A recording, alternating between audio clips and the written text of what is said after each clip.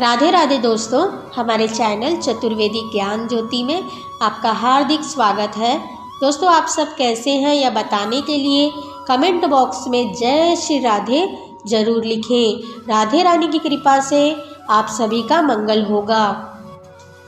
दोस्तों, आज हम आपको इस वीडियो में संकटा चौथ, तिल चौथ व माही चौथ की पूजा विधि, व्रत का महत्व, इस व्रत के नियम, आप व्रत में क्या खाएं और चंद्रमा की पूजा कैसे करें, यह सब की जानकारी विस्तार से देंगे। दोस्तों, यदि आप भी संकटा चौथ, तिल चौथ का व्रत करने की सोच रहे हैं या पहली बार व्रत करने जा रहे हैं तो वीडियो को पूरा देखें। इससे व्रत व पूजन की संपूर्ण व सही जानकारी आपको प्राप्त होगी। दोस्तों, संकटा चौथ यानी तिल चौथ का व्रत मुख्य रूप से महिलाओं द्वारा किया जाता है। महिलाएं अपने संतान की दीर्घायु सफलता के लिए इस व्रत को करती हैं। इस व्रत के प्रभाव से संतान पर आने वाली विघ्न बाधाओं का नाश हो जाता है। भगवान गणेश जी सभी कष्टों का नाश कर संतान की रक्षा करते हैं। यह व्रत भगवान गणेश जी को समर्पित है। इस दिन भगवान गणेश जी व चंद्रदेव की पूजा होती है। इस दिन महिलाएं निराजल व्रत करती हैं तथा शाम के समय गणेश भगवान का पूजन कर चंद्रमा को अर्घ्य देने के बाद ही जल ग्रहण करती हैं। तिल चौथ का व्रत माघ मास की कृष्ण पक्ष की चतुर्थी को किया जाता है। इस दिन संकट हरण गणपति जी की पूजा की जाती है। गणेश जी प्रथम पूज्य भगवान हैं। विघ्नहर्ता, विद्या, बुद्धि और रिद्धि सिद्धि के दाता हैं भगवान गणेश जी। दोस्तों, व्रत वाले दिन आप सूर्य उदय के पहले उठें। प्रातःकाल जल्दी उठकर नित्य क्रिया से निर्वृत्त होकर आप स्नान करें तथा स्वच्छ वस्त्र धारण कीजिए। दोस्तों, इस दिन महिलाएं नहाने के पानी में थोड़ा सा काला तिल डालकर ही स्नान करें। इस व्रत वाले दिन महिलाएं बालों को धोकर स्नान करें। इसके बाद स्वच्छ वस्त्र धारण करने के बाद भगवान गणेश जी के सामने बैठकर संकटा चौथ, तिल चौथ का व्रत का संकल्प लें और चाहे तो मन ही मन गणेश जी का नाम लेकर भी आप इस व्रत का संकल्प ले सकते हैं। भगवान गणेश जी आपके व्रत को पूर्ण करें, ऐसी प्रार्थना आप भगवान गणेश जी से करें। दोस्तों, अगर किसी स्त्री में शक्ति नहीं है, उसका स्वास्थ्य ठीक नहीं है, तो आप इस व्रत को फलाहार, दूध व जल पीकर भी कर सकती हैं। आप अपनी शक्ति व सामर्थ्य अनुसार ही व्रत कीजिए, क्योंकि यदि आपको कष्ट होता है तो इससे भगवान प्रसन्न नहीं होते, उन्हें भी कष्ट होता है। आप अपने आप को कष्ट देकर व्रत ना करें। अपने स्वास्थ्य का ध्यान रखते हुए ही व्रत कीजिए। स्वास्थ्य ठीक नहीं है तब फल व दूध व मेवे का सेवन करके ही व्रत करें। दोस्तों, तिल चौथ व्रत का पूजन रात्रि के समय ही किया जाता है। आप इस व्रत की कथा को सूर्य के डूबने के पहले ही पढ़ लें। सूर्य देव के अस्त होने के बाद तिल चौथ, माही चौथ व्रत की कथा ना पढ़ें। दोस्तों, शाम के समय सूर्य देव के डूबने के 1 या 2 घंटे पहले स्नान दोबारा कीजिए। पूजा की तैयारी कर लीजिए। इसके बाद स्वच्छ वस्त्र धारण कीजिए। पैरों में आलता लगाएं, पूर्ण श्रृंगार कर लीजिए।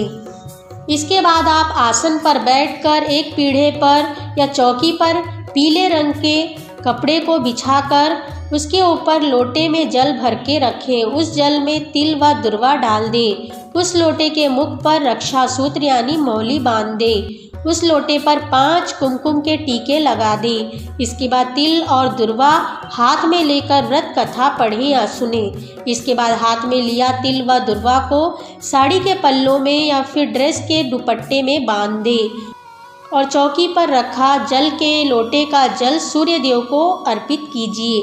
इसके बाद आप चंद्र उदय का इंतजार कीजिए।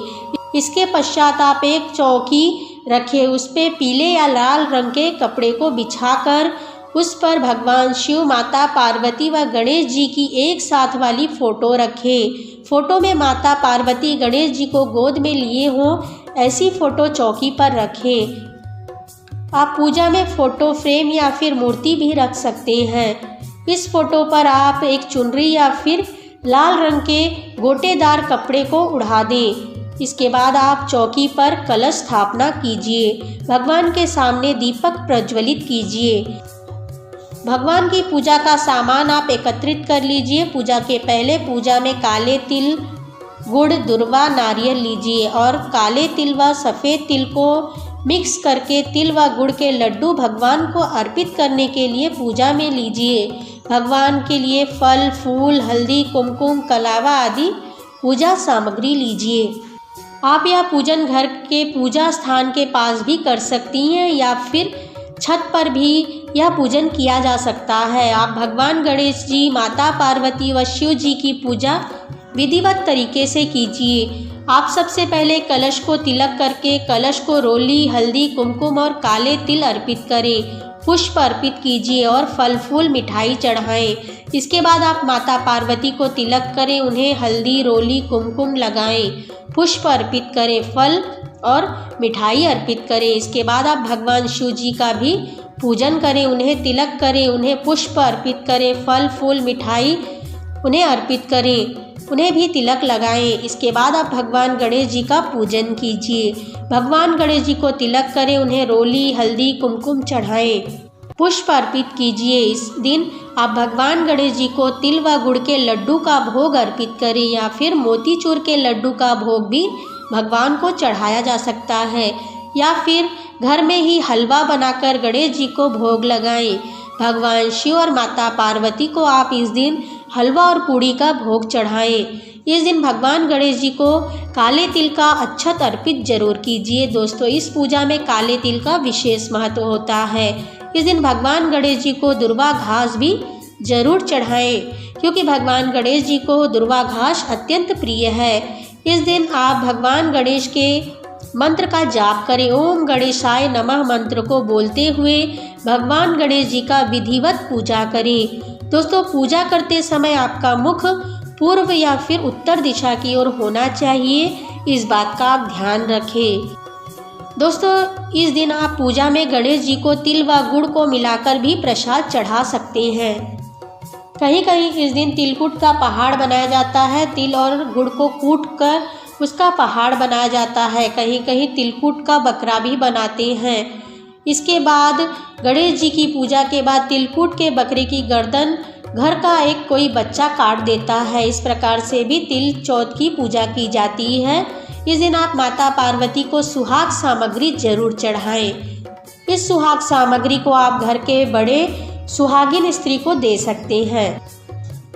इस प्रकार से पूजन कर संकटा चौथ माता से प्रार्थना करें। गणेश जी से प्रार्थना करें कि वे आपकी संतान की रक्षा करें। पूजा के बाद आप अपने पुत्र को बुलाकर उसके हाथ में रक्षा सूत्र बांधें, उसे तिलक करें और भगवान को प्रणाम करने के लिए कहें, भगवान का आशीर्वाद लेने के लिए कहें। इसके बाद आप सभी देवी देवताओं की आरती करें। भगवान गणेश जी की आरती करें, माता पार्वती जी की आरती करें, भगवान शिव जी की आरती करें। इस प्रकार से आप तिल चौथ व्रत पूजन पूर्ण करें।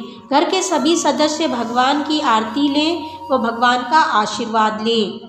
इसके बाद आप भगवान के सामने हाथ जोड़कर प्रार्थना करें कि हे भगवान, हमने आपकी पूजा पूर्ण श्रद्धा भक्ति पूर्ण होकर की है। आप हमारी संतान की रक्षा कीजिए और हमारी पूजा में हुई भूल चूक के लिए हमें क्षमा कीजिए। भगवान के चरण स्पर्श कीजिए। इस प्रकार से पूजन पूर्ण होता है। इसके बाद चंद्रोदय हो जाएगा। आप चंद्रदेव की पूजा की भी तैयारी कीजिए। एक लोटे में जल लीजिए, उस लोटे में थोड़ा सा गंगा जल भी डाल लीजिए और कच्चा दूध भी डाल दीजिए। इसके बाद चंद्रमा के निकलने पर चंद्रमा के सामने खड़े होकर चंद्रदेव को हल्दी, रोली, चंदन अर्पित करें, पुष्प अर्पित करें। काले तिल और दुर्वा जो आपने कथा के समय पल्लों में बांधा था उसे भी चंद्रदेव को अर्पित कर दें और लोटे का जल भी भगवान चंद्रदेव को अर्पित करें। आपने जो भी पूजा सामग्री चंद्रदेव को अर्पित किया है वह सब एक पात्र में डालें। चंद्रदेव का नाम लेते हुए पुष्प, अर्घ का जल, तिल, दुर्वा सभी चंद्रमा को अर्पित करते हुए एक साफ पात्र में डालें। इसके बाद पूजा के बाद ये सभी पूजा सामग्री को गमले में या फिर पेड़ या पौधे में डाल दें। इससे यह पूजा सामग्री किसी के पैर के नीचे नहीं आएगी।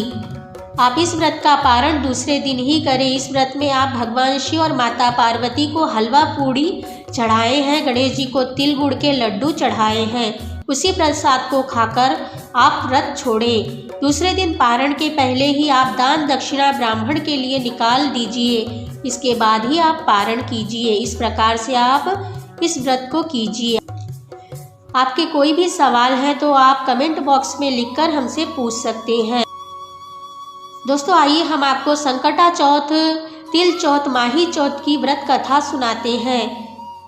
इस दिन इस कथा को सुनने का विशेष महत्व होता है। कथा इस प्रकार से है। सतयुग में महाराज हरिश्चंद्र एक तपस्वी राजा थे। उनके राज्य में कोई अपाहिज, दारिद्र्य या दुखी नहीं था। सभी लोग अधि व्याधि से रहित व दीर्घ आयु वाले थे। उन्हीं के राज्य में एक ऋषि शर्मा नाम का तपस्वी ब्राह्मण रहते थे। एक पुत्र होने के बाद ब्राह्मण का स्वर्गवास हो गया। पुत्र का भरण पोषण ब्राह्मण पत्नी करने लगी। वह विधवा ब्राह्मणी भिक्षा के द्वारा पुत्र का पालन पोषण करती थी। उसी के नगर में एक कुम्हार रहता था। एक बार उसने बर्तन बनाकर आंवा लगाया। आंवा पका ही नहीं, बार बार बर्तन कच्चे रह गए। अपना नुकसान होते देख उसने एक तांत्रिक से पूछा तो उसने कहा कि किसी बालक या छोटे बच्चे की बलि देने से ही तुम्हारा काम बनेगा। ब्राह्मण पत्नी अपने पुत्र का पालन पोषण भिक्षा मांगकर ही करती थी। वह ब्राह्मण पत्नी संकटा चौथ का व्रत भी करती थी। वह साल के 12 संकटा चौथ के व्रत किया करती थी।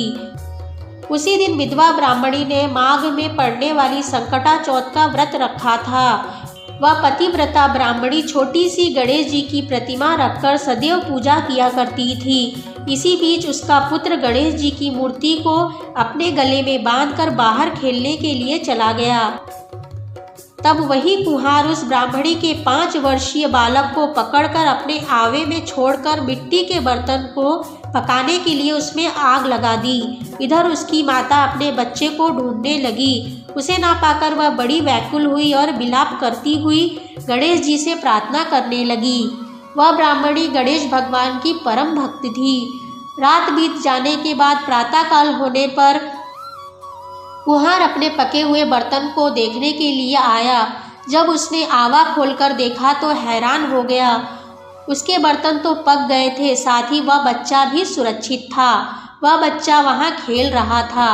इस घटना की जानकारी उसने राज दरबार में दी और राजा के सामने अपनी गलती भी स्वीकार की। तब राजा ने अपने मंत्री को बाहर भेजा यह जानने के लिए कि वो पुत्र किसका है और कहाँ से आया था। तब विधवा ब्राह्मणी को इस बात का पता चला तो वो वहाँ तुरंत पहुँच गई और उसने अपने पुत्र को वहाँ देखा। राजा ने वृद्धा से इस चमत्कार का रहस्य पूछा तो उसने संकटा चौथ व्रत के विषय में बताया। राजा ने संकटा चौथ व्रत की महिमा को मानते हुए पूरे नगर में गणेश चतुर्थी संकटा चौथ व्रत करने का आदेश दिया। तब राजा ने संकटा चौथ व्रत की महिमा को मानते हुए पूरे नगर में गणेश चौथ संकटा चौथ व्रत करने का आदेश दिया। इस दिन से प्रत्येक मास की गणेश चतुर्थी का सभी नगरवासी व्रत रखने लगे। इस प्रकार से इस व्रत का प्रचलन बढ़ा और इस व्रत के प्रभाव से ब्राह्मणी ने अपने पुत्र के जीवन को पुनः पाया, अपने पुत्र को पुनः जीवित पाया। इस प्रकार से यह संकटा चौथ व्रत कथा है। भगवान गणेश जी सभी का मंगल करें, यही हमारी प्रार्थना है। जय भगवान गणेश जी की। दोस्तों आपको हमारा ये वीडियो कैसा लगा हमें कमेंट में लिखकर बताइए। वीडियो अच्छा लगा हो तो इसे लाइक और शेयर कीजिए। हमसे जुड़े रहने के लिए हमारे चैनल को सब्सक्राइब करके रखिए। वीडियो देखने के लिए आप सभी का धन्यवाद।